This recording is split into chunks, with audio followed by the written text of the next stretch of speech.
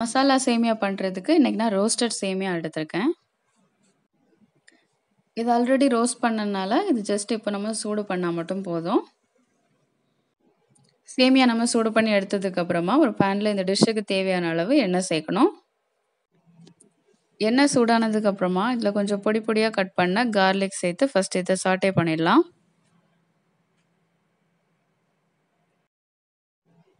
பூண்டு சேர்த்ததுக்கப்புறமா இதில் நம்ம இந்த மாதிரி கட் பண்ண வெங்காயம் சேர்க்கலாம்.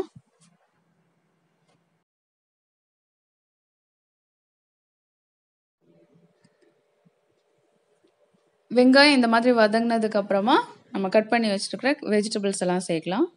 ஸோ இன்றைக்கி இதில் பெல் பெப்பர் சேர்க்குறேன், கேரட், அதுக்கு கூடவே கொஞ்சமாக பீன்ஸ் சேர்க்குறேன்.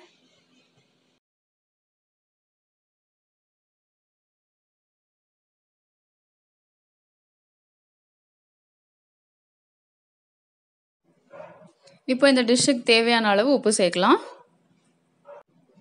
உப்பு சேர்த்ததுக்கப்புறமா இதில் கொஞ்சமாக மஞ்சள் பொடி சேர்க்கணும். அப்புறம் இதில் கொஞ்சம் கரம் மசாலா.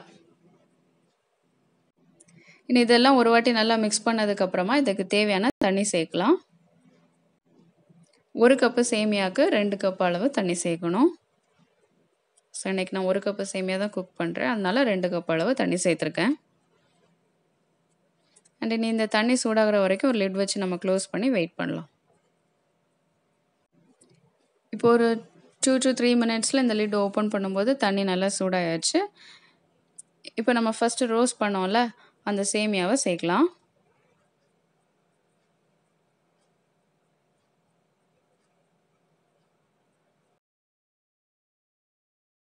சேமியா குக் பண்ணுறதுக்கு மறுபடியும் நம்ம லிட் வச்சு க்ளோஸ் பண்ணி குக் பண்ணணும். இப்போ 8 நிமிஷத்துக்கு அப்புறமா நான் இந்த லிட் ஓப்பன் பண்ணியிருக்கேன். ஸோ இந்த ஸ்டேஜில் சேமியா குக்காக இருக்கும்போது நம்ம இதில் ஒரு முட்டை சேர்க்கணும்.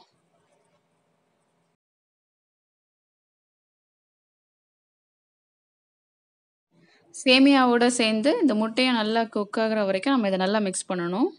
இதெல்லாம் நல்லா மிக்ஸ் ஆனதுக்கப்புறமா நம்மளோட டேஸ்டியான மசாலா சேமியா ரெடி ஆகிடும்.